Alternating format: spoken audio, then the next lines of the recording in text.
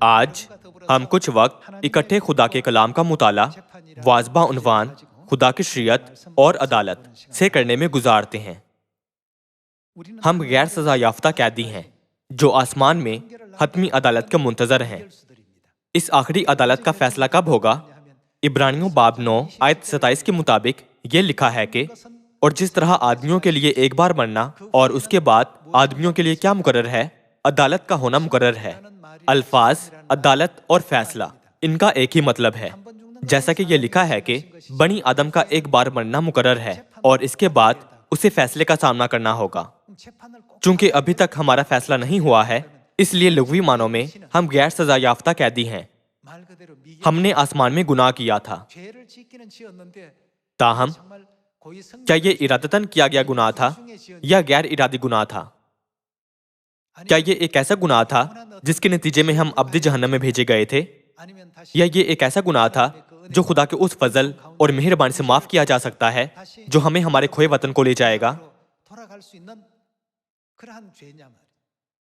हम उस फैसले का इंतजार कर रहे हैं जब हमारे गुनाहों के तमाम नताइज का फैसला हो जाएगा।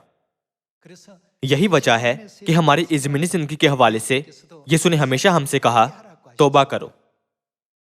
हमें तौबा की जिंदगी गुजारनी चाहिए। पहले यूहन्ना बाब 1 में यह लिखा है कि अगर हम ये कहें कि हमने गुनाह नहीं किया तो खुदा को झूठा ठहराते हैं। हम सब आसमानी गुनाहगार हैं। खुश आइंदा फैसला पाने की गर्ज से हमारा रवैया कैसा होना चाहिए? हमारा रवैया तौबा का होना चाहिए।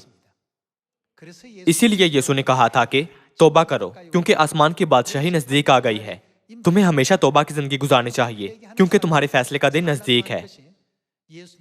क्या तौबा वो बुनियादी तालीम नहीं जिसकी मुनादी यीशु ने बनी आदम को की थी? हमें ये बात ज़हन में रखनी चाहिए कि चूंकि हम वो फरिश्ते हैं जिन्होंने आसमान में गुनाह किया है, इसलिए मरने के बाद हमें मिलने वाले फैसले के नतीजे की बिना पर हम या तो आसमान में जाएंगे या जहन्नम में जाएंगे। क्या फैसला उन गुनाहगारों के खिलाफ किया गया फैसला नहीं होता जिन्होंने जुर्म का इर्तिकाब किया होता है? जब हम किताब मुक़द्दस की बातों पर गौर करें तो हम खुदा के अहकाम, आइन, फरमान और ज़वाबत जैसा बहुत सा कलाम देख सकते हैं। ये कलाम क्यों किताब मुक़द्दस में मुतअद्दिद बार इस्तेमाल हुआ है? नीज़ लफ्ज़ अदालत मतलब फैसला कई बार इस्तेमाल किया गया है। इसके अलावा खुदा ने बयान किया है कि हमारी मौजूदा हालत एक गुनाहगार की है। ये तमाम कानूनी इस्तिलाहात हैं।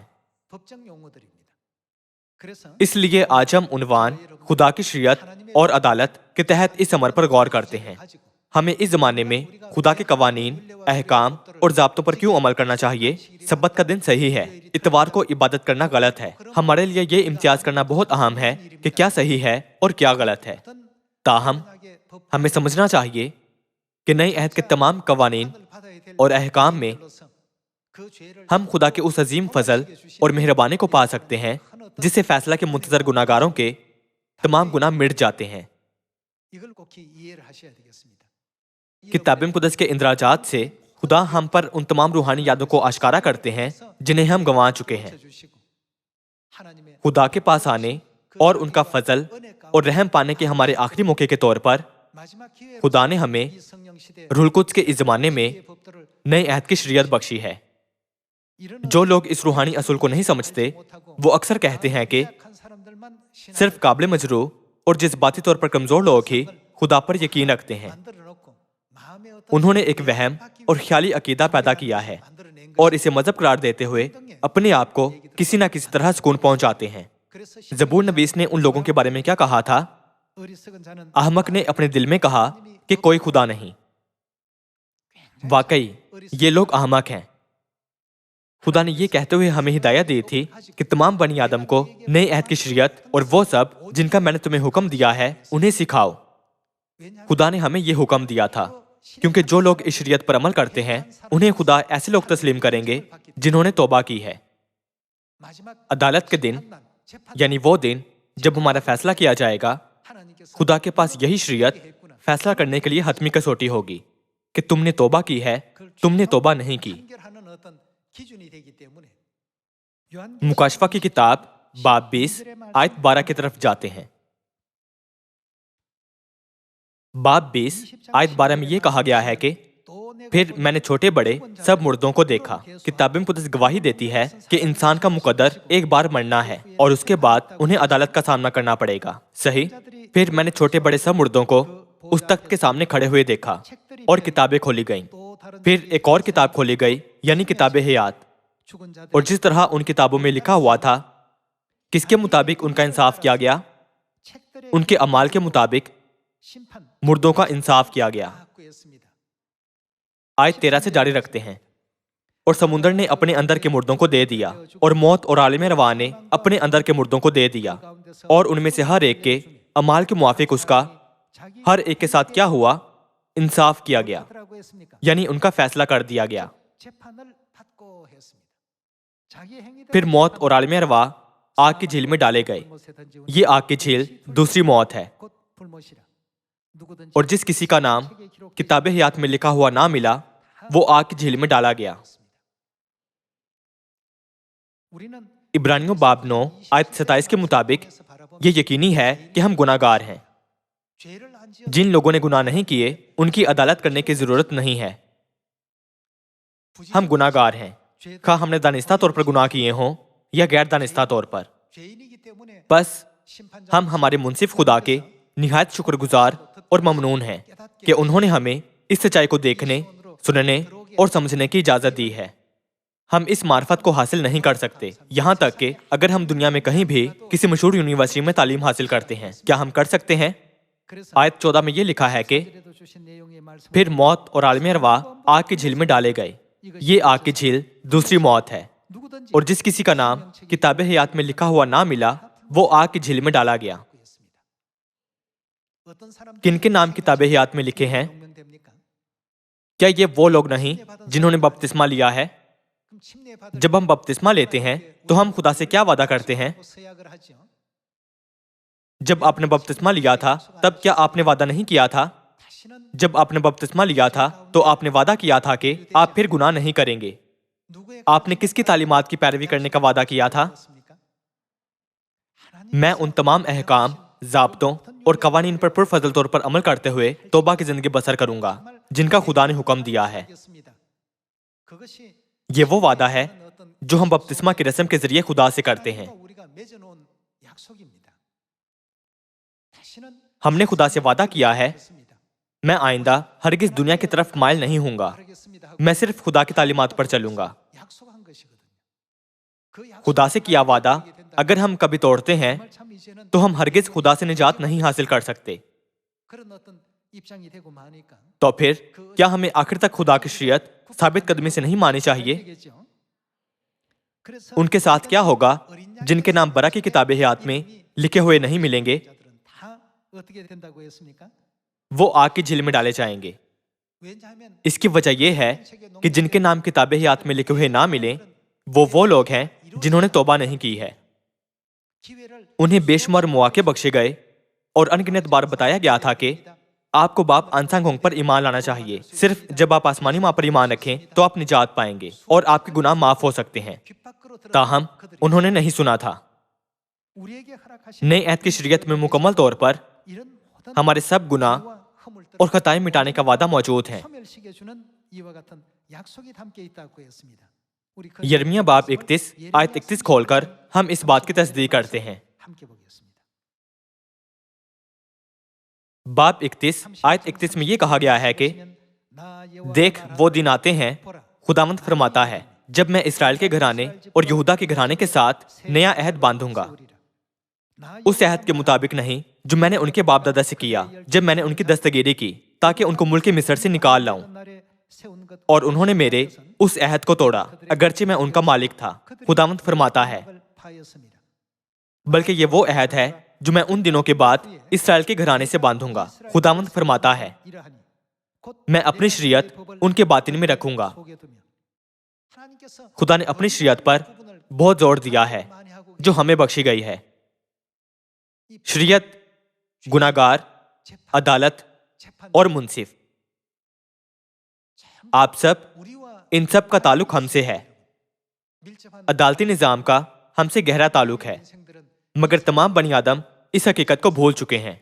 چونکہ وہ اس اصول کو نہیں جانتے، تو کیا خدا نے ہمیں ہدایت نہیں دی تھی کہ ہم انہیں آگاہ کریں؟ جاؤ اور جلدی انہیں آگاہ کرو۔ آپ آسمان میں گناہ کرنے والے فرشتے ہیں اور اس زمین کی جانب نکال دیے گئے تھے۔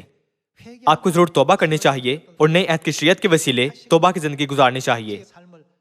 صرف اسی صورت میں آپ اپنے آسمانی گھر لوٹ سکتے ہیں۔ اگر آپ توبہ نہیں کرتے تو آپ عبدالآباد جہنم کی آگ کے عذاب میں مبتلا رہیں گے۔ یہی وجہ ہے کہ ہم آپ کے پاس خوشی کی خبر پہنچانے آئے ہیں۔ ایک بار آپ نئے عہد کی سچائی کی خوشخبری کو قبول کر لیں تو آپ اپنے کھوئے ابدی آسمانی گھر کو لوٹنے کے قابل ہوں گے۔ آپ سب اس سے بہتر اور کون سی اچھی خبر ہو سکتی ہے؟ اسی لیے خدا نے ہمیں نیا عہد دینے کا وعدہ کیا ہے۔ آیت 33 میں یہ کہا گیا ہے کہ بلکہ یہ وہ عہد ہے جو میں ان دنوں کے بعد اسرائیل کے گھرانے سے باندھوں گا۔ خداوند فرماتا ہے، میں اپنی شریعت ان کے باطن میں رکھوں گا اور ان کے دل پر اسے لکھوں گا، اور میں ان کا خدا ہوں گا اور وہ میرے لوگ ہوں گے۔ اور وہ پھر اپنے اپنے پڑوسی اور اپنے اپنے بھائی کو یہ کہہ کر تعلیم نہیں دیں گے کہ خداوند کو پہچانو، کیونکہ چھوٹے سے بڑے تک وہ سب مجھے جانیں گے، خداوند فرماتا ہے۔ اس لیے کہ میں خدا کیا کریں گے؟ ان کی بد کرداری کو بخش دوں گا۔ یہ سب سے پرمسرت خبر ہے۔ یہاں تک کہ جب عدالت کا دن آئے اور اگرچہ آپ نے پیشتر ہی گناہوں کی معافی کا وعدہ حاصل کر لیا ہے، تو بھی کیا آپ عدالت کے دن سے خوفزدہ ہوں گے؟ جب عدالت کا دن آئے تو ہم بالکل خوفزدہ نہیں ہوں گے۔ اس کی وجہ یہ ہے کہ ہم نے وعدہ پایا ہے کہ خدا سب کچھ معاف کر دیں گے۔ عدالت کے دن منصف ہمیں بلائے گا، ہمارے سب گناہ لے لے گا، اور ہمارے سب گناہ بھی دھل کر برف اور پشم کی مانند سفید ہو جائیں گے۔ اسی لیے کتاب مقدس میں بھی یہ لکھا ہے کہ میں ان کی بد کرداری کو بخش دوں گا اور ان کے گناہ کو یاد نہ کروں گا۔ آپ سب اگر ان تعلیمات کا ہم سے کوئی واسطہ نہ ہو تو ان کے بارے میں سیکھنے کی ضرورت بھی نہیں ہے، صحیح؟ ہم نے آسمان کی بادشاہی میں ناقابل معافی گناہ کیے تھے، تو پھر ہم نے آسمان میں کس قسم کے ناقابل معافی گناہ کیے تھے؟ کیا یہ جن والجن کی طرح بھوک کی وجہ سے کسی اور کی روٹی چوری کرنے کا گناہ ہے؟ ایک ایسا گناہ ہے جو موت کی سزا کا تقاضا کرتا ہے؟ ایسا نہیں ہے۔ ہم نے ایسے سنگین گناہ کیے جو ناقابل معافی ہیں، اور نتیجتاً ہم زمین پر پھینک دیے گئے تھے۔ تاہم خدا صلیب پر ہماری جگہ ان گناہوں کے لیے موئے جو ہم نے کیے تھے۔ مصلوبیت ان گناہگاروں کے لیے سب سے سخت سزا تھی جنہوں نے رومی سلطنت میں سب سے بڑے گناہوں کا ارتکاب کیا ہوتا تھا۔ اس سے زیادہ سخت سزا کوئی اور نہیں ہوتی تھی۔ ہم سنگین گناہگاروں کے لیے صلیب پر یسوع کے جان دینے کی کیا وجہ تھی؟ یسوع نے کوئی گناہ نہیں کیا تھا، اس لیے ان کے صلیب پر لٹکائے جانے کی کوئی وجہ نہیں تھی۔ اس کے باوجود مسیح نے وہ سزا پائی جو ہم گناہگاروں کے لیے تھی، جنہوں نے انتہائی ناقابل معافی گناہ کیا تھا۔ کیا مسیح کی مصلوبیت ہمارے سرزد گناہوں کی شدت کو ظاہر نہیں کرتی ہے؟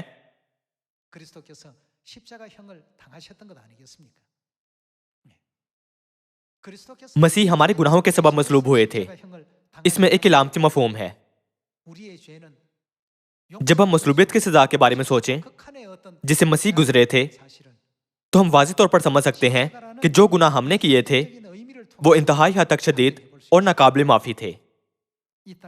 آسمانی فرزندوں کو ہرگز ان ہزاروں فضائل کو کبھی نہیں بھولنا چاہیے جو خدا نے ہمیں اس زمین پر آنے کے بعد ہمیں بچانے کے لیے عطا کیے ہیں۔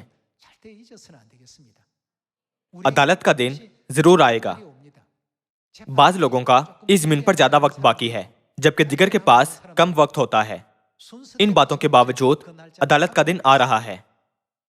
تاہم لوگوں نے یہ کہنے والے خدا سے وعدہ نہیں پایا کہ میں تمہاری خطائیں معاف کروں گا۔ وہ دن بدن بے چینی محسوس کرتے ہیں، وہ موت سے ڈرتے ہیں۔ وہ کیوں ڈرتے ہیں؟ موت کے بعد کیا ہوتا ہے؟ وہ خوفزدہ ہیں کیونکہ عدالت ان کی منتظر ہے۔ عدالت کا دن آ رہا ہے اور ان کے گناہوں کا پیمانہ لبریز ہے۔ ان کی روحیں پہلے ہی محسوس کرتی ہیں کہ ان کے گناہ معاف نہیں ہوں گے. ان کی روحیں پیشتر ہی اس بات سے آگاہ ہیں. تاہم خدا نے ہمیں نئے عہد کی سچائی بخشی ہے اور انہوں نے ہم سے یہ کہتے ہوئے وعدہ کیا ہے کہ میں ان کی بد کرداری کو بخش دوں گا اور ان کے گناہ کو یاد نہ کروں گا. اسی لیے یہ نیا عہد یعنی وعدہ کہلاتا ہے. خدا نے ہم سے وعدہ کیا ہے. خدا جو ہمارے منصف ہیں کہیں گے میں تمہارے گناہ کو یاد نہ کروں گا.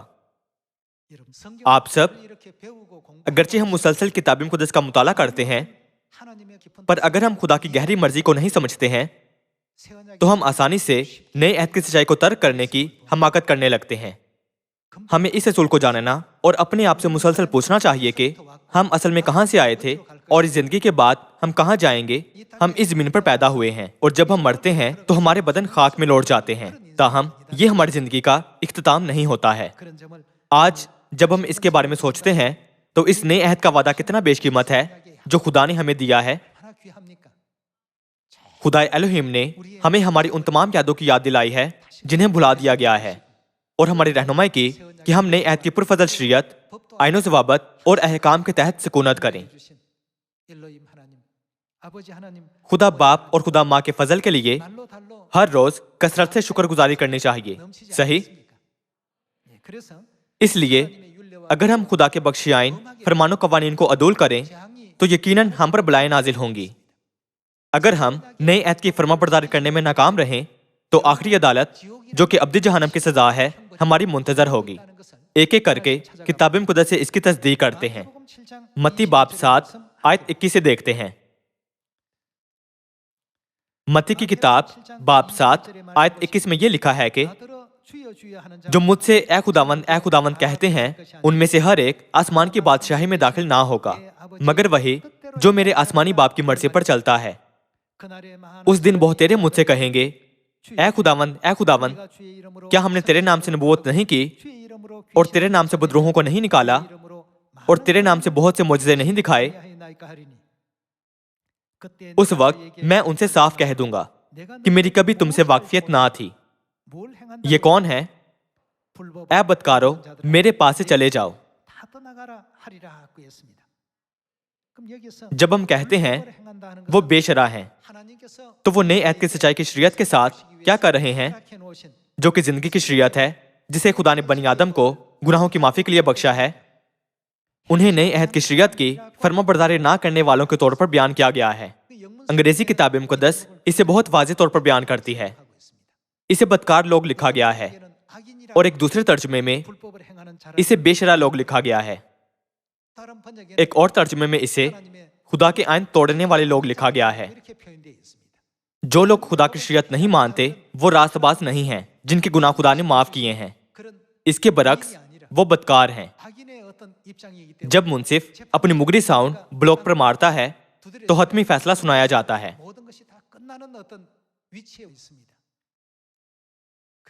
کتاب مقدس کہتی ہے جس طرح آدمی کا ایک بار مرنا اور اس کے بعد عدالت کا ہونا مقرر ہے.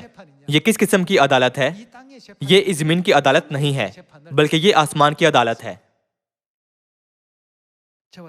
خدا نے 1600 سالوں تک کھوئے رہے نئے عہد کے تمام آئین، فرمان و قوانین بحال کیے تاکہ ہم مزید گناہ اور موت کے غلام نہ رہیں. جب ہم اس فضل کے بارے میں سوچتے ہیں تو کیا کتاب مقدس سے ہم سمجھ نہیں سکتے کہ بے شرع لوگ نہ چاہتے ہوئے بھی جہنم کی سزا پائیں گے؟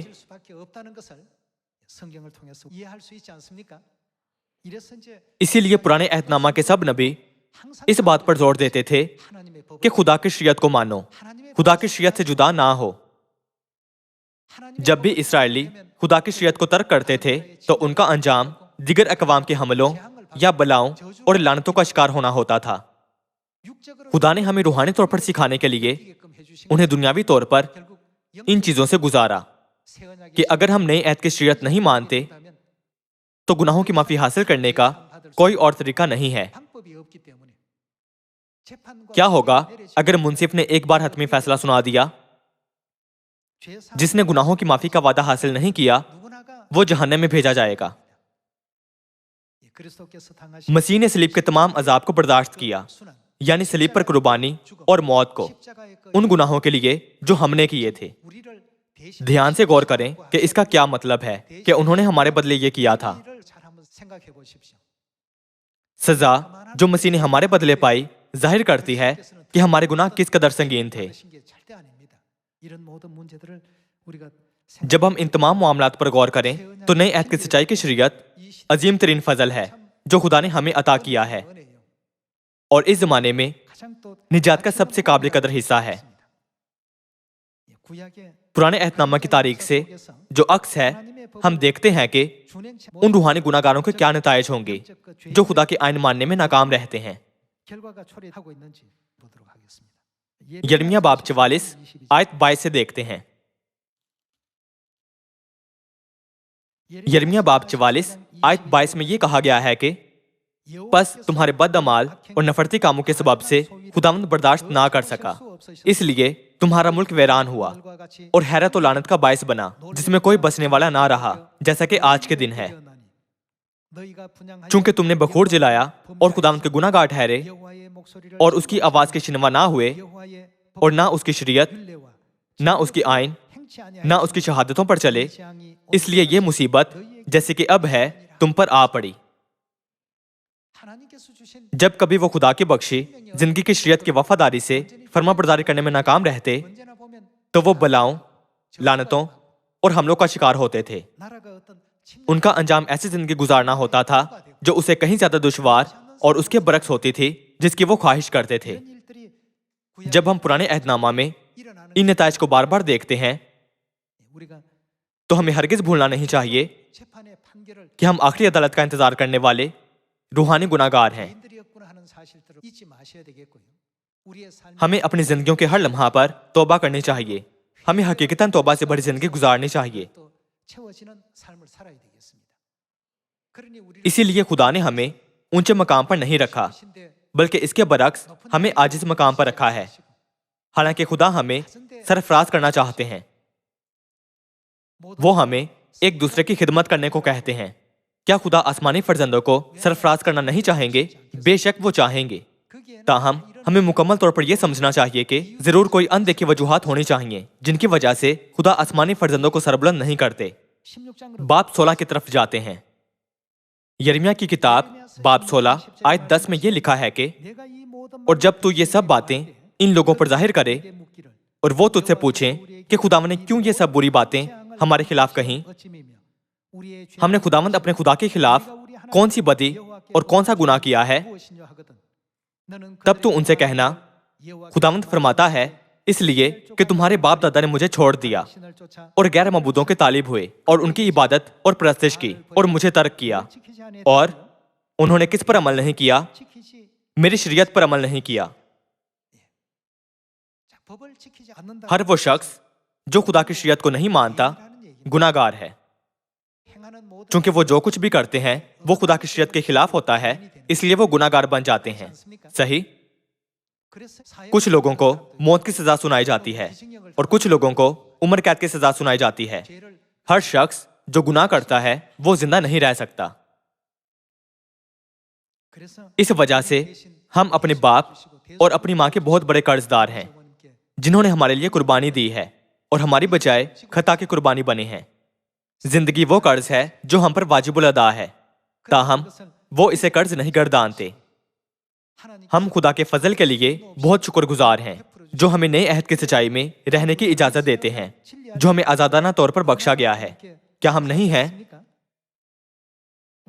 ہم دوسرا تھسلنیکیوں باب 1 کھولتے ہیں۔ دوسرے تھسلنیکیوں باب 1 آیت 7 میں یہ کہا گیا ہے کہ اور تم مصیبت اٹھانے والوں کو ہمارے ساتھ آرام دے، جب خداوند یسوع اپنے قوی فرشتوں کے ساتھ بھڑکتی ہوئی آگ میں آسمان سے ظاہر ہوگا، اور جو خدا کو نہیں پہچانتے اور ہمارے خداوند یسوع کی خوشخبری کو نہیں مانتے ان سے بدلہ لے گا۔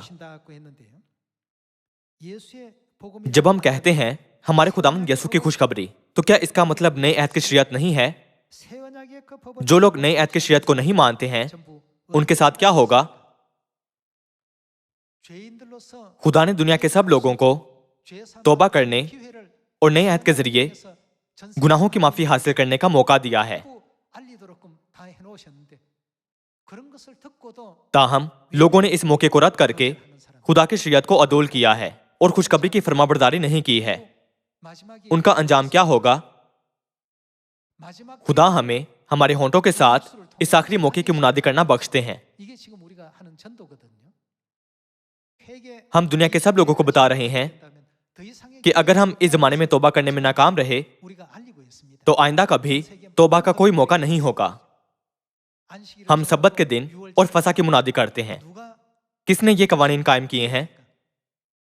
क्या ये कवानीन खुदा ने कायम नहीं किए थे? हमारे गुनाह माफ करने के गर्ज से खुदा ने ये आइन कायम किए हैं। इसके बावजूद लोग इस पैगाम को कबूल नहीं करते। किताब मुक़द्दस क्या कहती है कि इन लोगों का क्या होगा? और जो खुदा को नहीं पहचानते और हमारे खुदावंद यसू की खुशखबरी को नहीं मानते, उनसे बदला लेगा। आयत 9, वो खुदावंद के चेहरा और उसकी कुदरत के जलाल से दूर होकर अब्दी हलाकत की सजा पाएंगे। आयत 10, ये उस दिन होगा जबकि वो अपने मुकद्दसों में जलाल पाने और सब ईमान लाने वालों के सबब से ताजुब का बायस होने के लिए आएगा, क्योंकि तुम हमारी गवाही पर ईमान लाए। आप सब हम आसमानी बाप से नए अहद की शरीयत के वसीला मिले हैं। हम नई यरूशलेम आसमानी माँ से भी मिले हैं, जिन्होंने नए अहद के आईन फरमान का ऐलान किया है। और हमने बाप और माँ की तालीमात के वसीले से आसमान की अब्दी बादशाही में वापस जाने की मुबारक राह ढूंढ ली है। अगर हम मुकम्मल तौर पर समझ लें और एहसास कर लें कि हम गुनाहगार हैं, तो हम हरगिज अपने भाइयों और बहनों से नफरत नहीं करेंगे। अगर खुदा हमसे मोहब्बत ना रखते तो हमें इस किस्म का फजल बख्शने की जरूरत ना होती। हम सब के अंदर खुदा का डीएनए है। जैसे खुदा मोहब्बत है, हम सबको मोहब्बत होना चाहिए। हमें मोहब्बत बनना चाहिए। तमाम आसमानी फर्जंदों को हमेशा एक दूसरे की फिक्र करनी चाहिए, एक दूसरे की मदद करनी चाहिए, एक दूसरे की हौसला अफजाई करनी चाहिए और सयून के खानदानी अराकीन में फजल मोहब्बत बांटनी चाहिए। खाइए हमें बेआराम या बेचैन करे। हमें अपनी रूहानी हालत जानने की जरूरत है। गुनाहगारों की हैसियत से हमें अपना मकाम मालूम होना चाहिए। माजी में जो हमने गुनाह और खताएं की, खुदा उन्हें फिर याद नहीं करेंगे। खुदा ने उन सब को इंदराज से हटा दिया है। उन्होंने हमारे सब गुनाह माफ कर दिए हैं। जब वो हमारे गुनाह मिटाते और हमें रूहानी लिहाज से आम लोग बनाते हैं, तो आप कैसा महसूस करेंगे? हमें वाकई हालेलुया का नारा लगाना चाहिए। वो बहुत पुरमसरत दिन होगा। खुदा ने हमें तौबा की जिंदगी गुजारना सिखाया है। तौबा नए अहद की सच्चाई में मौजूद है। तौबा खुदा के सब्बत की शरीयत और खुदा की फसा की शरीयत में शामिल है। खुदा ने नए अहद की सच्चाई को कायम किया था, जिसमें तौबा का मफहूम मौजूद है। इसीलिए खुदा कहते हैं, उन्हें नए अहद की सच्चाई की खुशखबरी मानना सिखाओ। मुझे उम्मीद है कि हम सब दूसरों की इस सच्चाई को मानने में अपनी बेहतरीन मेहनत करेंगे, ताकि मिलकर आसमान की बादशाही में दाखिल हो सकें। इसी के साथ मैं इस वाज को खत्म करूंगा। आपका बहुत शुक्रिया।